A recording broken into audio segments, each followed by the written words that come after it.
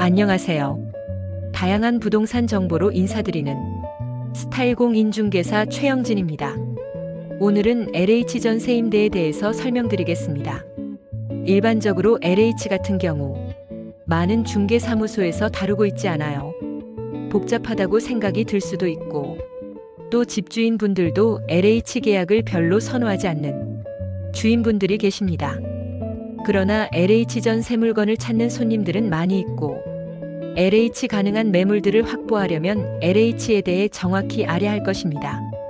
어떤 권리 분석 요건을 가지고 있는지, 어떤 형태의 계약인지 알아보겠습니다.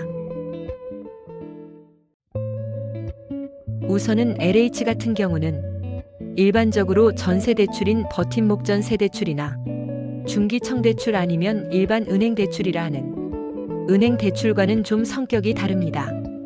입주 대상자로 선정이 되신 분들이 집을 구하는 방식이에요.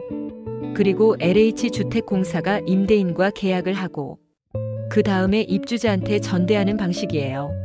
그래서 LH 계약은 그 특성이 좀 다르다고 할 수가 있고요. 임대인의 납세 증명서와 확정일자 부여 현황 같은 각종 서류가 먼저 좀 필요하다는 특징이 있습니다. 그리고 프로세스가 좀 다릅니다.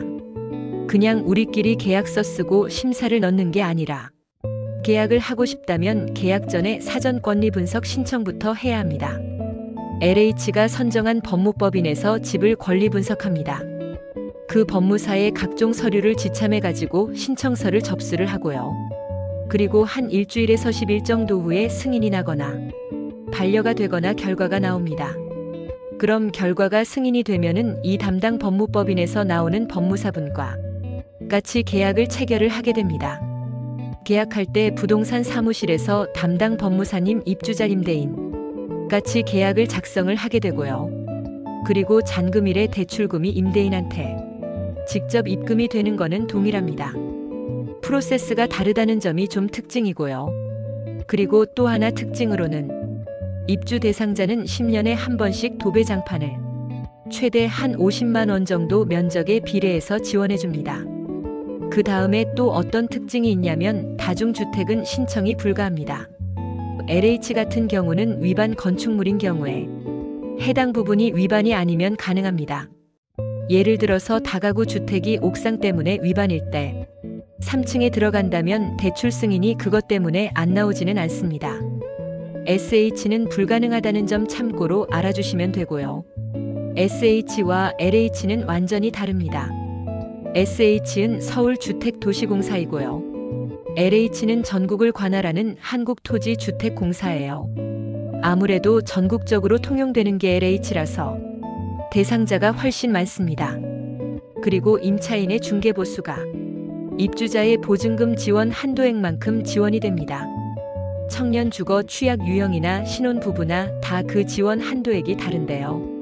예를 들어서 서울에서 1억 2천 보증금 지원을 받는 청년 같은 경우는 1억 2천의 법정 중개보수 0.3% 부가세 포함하면 39만 6천 원까지 지원이 되고요. 그리고 임대인의 중개보수는 전세임대 포털에 매물을 등록하고 나서 하루 있다가 권리 분석을 신청한 건이라면은 지원이 되니 참고하세요. 임대인분이 좀 귀찮아 하시거나 하고 싶지 않은데 라고 하실 때 임대인분 중개보수도 지원이 됩니다라고 해서 설득을 해서 진행을 하는 경우도 꽤나 많습니다. 이 점도 잘 활용을 하시면 좋겠습니다. 자, LH 프로세스가 다르다고 말씀드렸는데요. 기본적으로 매물을 찾는 거는 동일한데요. 다음이 문제입니다. 계약을 하고 싶다고 바로 우리끼리 계약을 할 수 있는 게 아닙니다. 먼저 선정한 법무법인에 권리 분석을 신청을 하게 돼 있습니다. 권리 분석을 신청을 하면 일주일 정도 시간이 소요됩니다.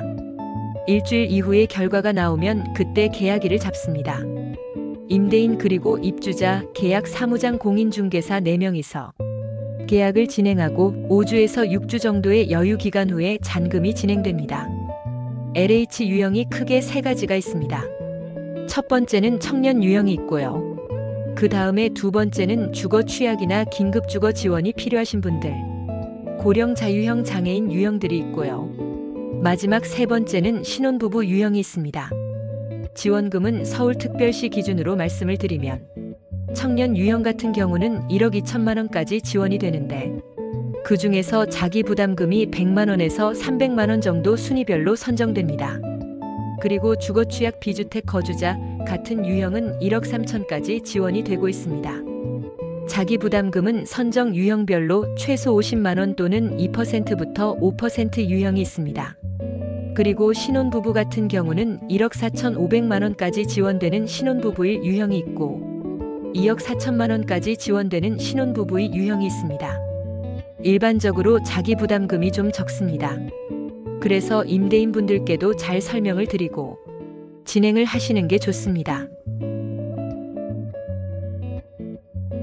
일반적으로 전세대출 같은 경우는 최소 자기 부담금이 그래도 보통 20% 정도는 자기 부담금 하시잖아요. 자, 그러면 가장 중요한 어떤 집이 LH 되는 집인지 알아보겠습니다. 기본적으로 임대인분의 협조가 필요하겠죠. 임대인분의 협조가 가장 중요한 거는 LH 권리 분석 요건에 부합해야 됩니다. 건축물 대장상 용도가 공동주택이나 단독주택, 오피스텔은 전입신고가 가능하고 바닥 난방이 가능한 오피스텔이 되고요. 다중주택은 불가합니다. 건축물 대장상 위반 건축물은 안 되지만 일반 건축물, 다가구 주택, 상가 주택 같은 경우에 해당 부분이 위반이 아니면 가능합니다. 집합 건물은 해당 전유 부분이 위반이 아니면 가능합니다. 표제부가 위반이고 해당 전유부가 위반이 아니면 전유부만 보기 때문에 상관없습니다. 권리 분석에 대해 설명드리겠습니다. 선순위 근저당 채권 최고액 더하기, 선순위 임대차 보증금 더하기, 최우선 변제 예상액 더하기, 계약할 보증금이 공시가격 곱하기 140% 90% 이내 들어와야 합니다. 이 권리 분석 요건은 집합 건물 다세대 주택이든 도시형 생활주택이나 오피스텔 건물이든 일반 건축물 다가구 주택, 상가주택이 동일합니다. 그러면 최우선 변제 예상액을 계산할 때 나중에라도 세입자가 들어올 수 있다는 걸 가정하는 겁니다. 건축물 대장상 주차장과 계단실 그리고 물탱크실 이런 항목들이 잡혀있는 곳들이 있어요. 임대를 하지 않고 있더라도 LH는 굉장히 보수적으로 계산을 합니다.